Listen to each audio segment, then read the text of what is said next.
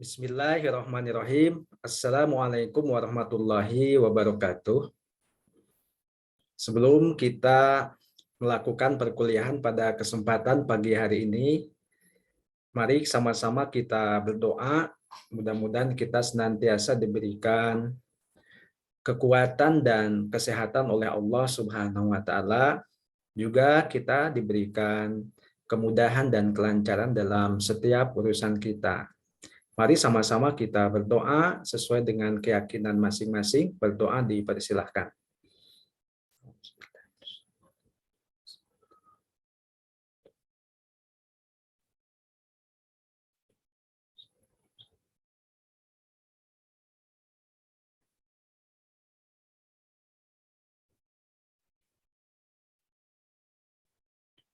Berdoa selesai. Alhamdulillah pada kesempatan ini kita sekarang sudah memasuki pertemuan yang ke-6. Di pertemuan 6 ini kita akan masuk ke praktikum 2, yaitu membuat jaringan personal area network. Nah, pada praktikum 2 ini kami mengharapkan bahwa setiap mahasiswa ataupun mahasiswi mampu mengikuti perkuliahan ini dengan sebaik-baiknya. Meski perkuliahan ini dilakukan secara asinkronus, artinya antara saya dengan Anda tidak bertatapan secara langsung. Namun demikian, ya Anda di rumah nanti bisa melakukan praktikum sesuai dengan instruksi-instruksi yang akan kami berikan. Nah itu, jangan khawatir bahwa dalam praktikum nanti Anda bisa melakukan kerja kelompok. Artinya apa? Artinya bukan hanya yang melakukan praktikum ini mahasiswa secara sendirian, tidak. Tetapi kita juga tentunya melibatkan teman-teman kita, minimal satu anggota atau satu kelompoknya gitu kan ya. Nah itu. Nah nanti di antara masing-masing kelompok ini karena memang harus saling membantu ya. Jadi kita tidak bisa sendirian. Baik itu membantu dalam sisi praktek ataupun nanti dalam melakukan rekaman video. Kita lanjut, ada tahapan pekerjaan yang harus dilakukan dalam kegiatan praktikum 2 itu. Yang pertama adalah kita melakukan identifikasi kebutuhan teknis pengguna. Nah, jadi yang akan kita bangun itu adalah jaringan personal area network atau disingkat dengan PAN. Nah, nanti saya tidak akan membahas lagi apa itu definisi PAN ya. Jadi bagi yang belum paham, bagi yang belum mengerti, silakan nanti dipelajari kembali atau bisa ditanyakan kepada teman. Apa itu definisi personal area network? Nah, kemudian setelah tahu definisinya, ruang lingkupnya bagaimana? Nah, itu ya. Atau mungkin sejauh apa kalaupun ada jangkauannya.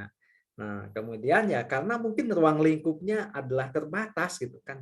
Nah, jadi paling tidak gitu kan ya peralatan apa saja yang dibutuhkan. Nah, di sini dilakukan apa? Dilakukan identifikasi. Nah, termasuk teknologi apa yang akan digunakan sehingga bisa terbangun jaringan personal area network. Nah, sudah itu dilakukan, maka kita masuk ke tahapan yang kedua. Apa itu tahapan yang kedua? Tahapan yang kedua adalah kita merancang topologi jaringan. Ya, kita lakukan rancang. Jadi yang pertama nanti kita akan gambar topologi jaringannya seperti apa yang akan kita buat. Nah, kemudian yang kedua, setelah kita gambar, kemudian kita juga buatkan juga desain untuk TCP ya, untuk IP address-nya gitu kan ya. Untuk IP address-nya kita buat. Nah, kemudian kita juga nanti ya tentukan juga subnet mask-nya berapa yang cocok dengan jaringan kita. Nah, ini materi ini kemarin sudah belajar tentang subnetting ya. Nanti juga bisa atau silakan nanti diimplementasikan di sini. Nah, nanti yang langkah yang terakhir, yang ketiga adalah kita baru melakukan praktek. membuat jaringan personal area network. Kita masuk ke tahapan yang pertama, yaitu mengidentifikasi kebutuhan pengguna. Nah, dalam mengidentifikasi kebutuhan pengguna, di sini ada 3 langkah, ya. Ada 3 langkah yang kita lakukan. Yang pertama, identifikasi perangkat apa saja yang terhubung. Minimal berapa? Minimal 3. Nah, jadi nanti silakan dibuat, ya, dibuat perangkat jaringannya minimal 3 host, ya, yang terhubung. Artinya yang terhubung itu ya mungkin satu ada servernya, kemudian 3 kliennya gitu kan. Berarti hostnya ada 4, ya, begitu. Nah, kemudian yang kedua adalah kita identifikasi media koneksi yang memadai. Nah, jadi dengan perangkat yang ada ini, artinya nanti silakan Anda akan menggunakan apa nih koneksinya. Nah, dulu sudah pernah dibahas kan tentang koneksinya. Jadi koneksi ini kan ada berapa? Ada 2. Yang pertama kita menggunakan jaringan kabel, yang kedua jaringan nirkabel. Oke, tanpa kabel. Tanpa kabel juga gitu kan. Ini dibagi menjadi berapa? Dibagi menjadi 3. Kemarin itu kan ya, yang pertama ada yang menggunakan infrared, yang kedua menggunakan Bluetooth, yang ketiga menggunakan apa? Ya, itu betul. Menggunakan gelombang atau menggunakan frekuensi. Ya, itu ya. Maka Anda biasanya menyebutnya apa? WiFi kan ya. WiFi ya. WiFi itu padahal apa itu singkatan wireless fidelity gitu kan. Kalau di kita di Indonesia itu gitu kan, ini menggunakan frekuensi. Nah, ada yang menggunakan 2,4 GHz gitu kan ya, dan ada yang 5,5. Nah, itu. Nah, yang ketiga, apa? Kita identifikasi kebutuhan berbagi dari perangkat tersebut. Nah, jadi setelah terkoneksi, apa yang kita lakukan? Nah, ini kita akan digunakan untuk apa perangkat ini? Nah, kita harus tahu apakah hanya untuk berbagi gambar gitu kan, atau hanya sharing folder, berbagi file, atau mungkin berbagi misalkan saya untuk ngeprint dan lain sebagainya misalkan. Silakan itu nanti disesuaikan dengan kebutuhan. Baik, kita masuk ke langkah yang kedua. Setelah kita lakukan identifikasi, maka kita harus merancang topologi jaringannya. Dalam merancang topologi jaringan ini ada 3 langkah lagi. Yang pertama kita gambar topologinya. Ya supaya apa? Supaya kebayang. Ya kan ya?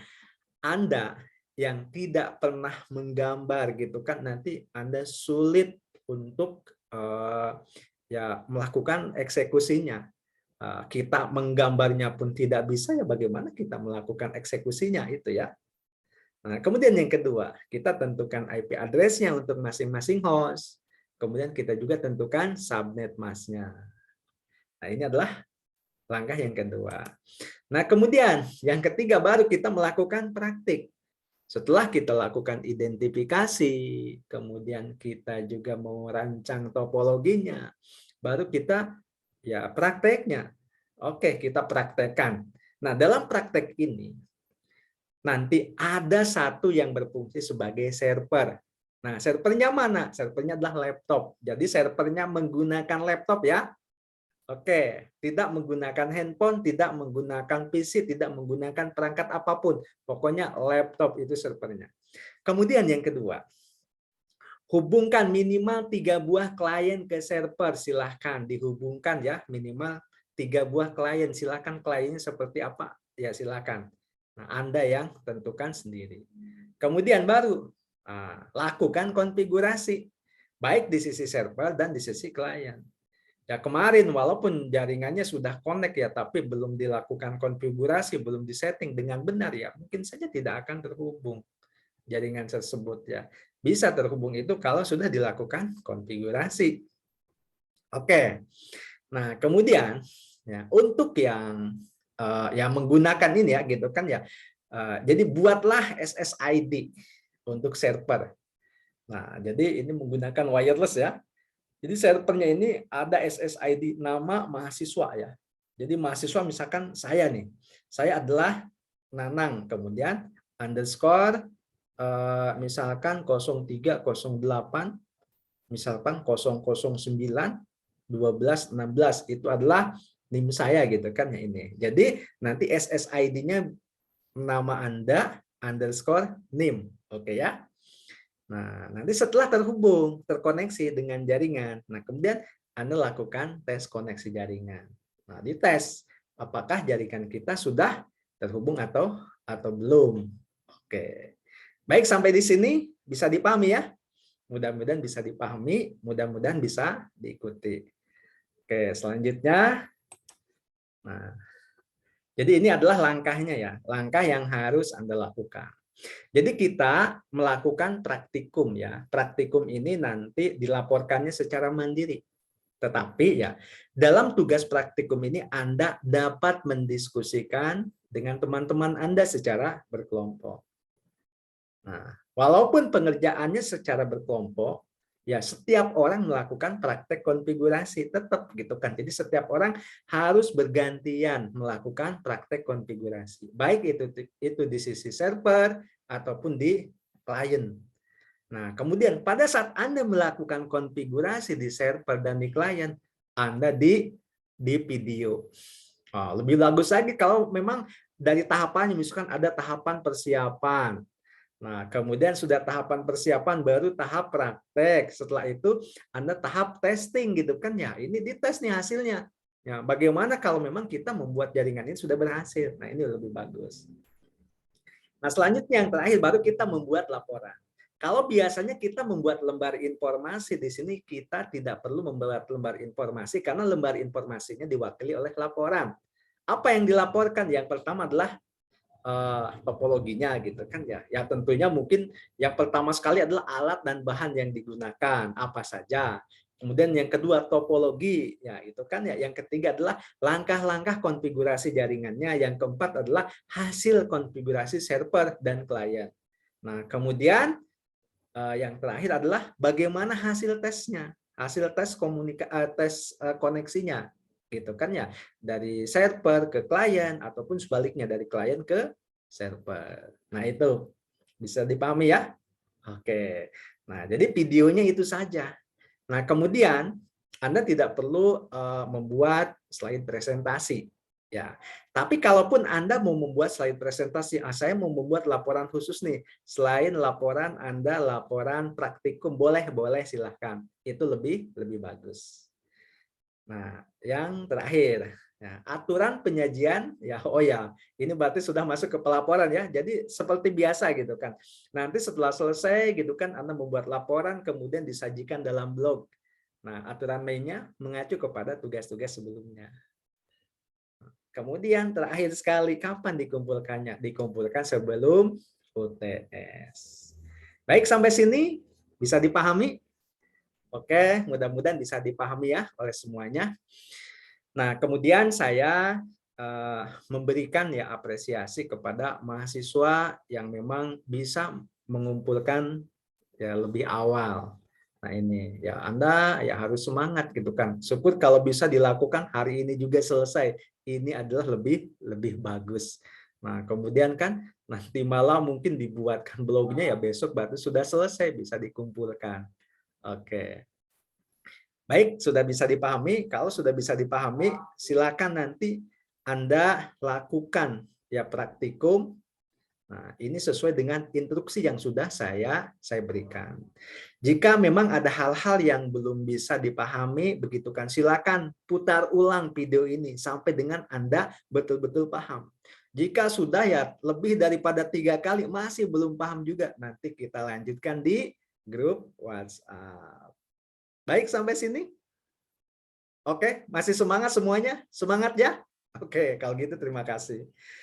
Baik, untuk mengakhiri ya sesi pengantar saya pada praktikum kali ini, mari sama-sama kita tutup dengan doa. Mudah-mudahan ya perkuliahan kita diberikan kelancaran, kemudian kita senantiasa diberikan kesehatan oleh Allah Subhanahu wa taala, diberikan kekuatan dalam menjalankan perkuliahan dan aktivitas lainnya, Ya, kemudian kita juga dalam menjalankan tugas-tugas kita juga ya, kita diberikan kemudahan, kelancaran, pemahaman yang mudah, ya dibukakan pintu apa namanya ya pintu hidayah kita untuk bisa menerima ilmu pengetahuan, ya baik pengetahuan yang memang ini adalah pengetahuan umum ataupun yang memang juga ada pengetahuan agama. Oke. Nah, mari sama-sama kita tutup dengan doa atau kita akhiri dengan doa. Mari kita berdoa sesuai agama dan keyakinan kita masing-masing. Berdoa dipersilakan.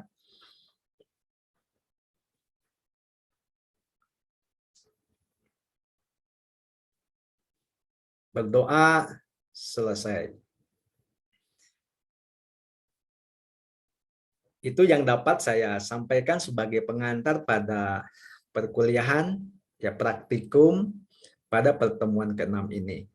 Saya akhiri. Wassalamualaikum warahmatullahi wabarakatuh.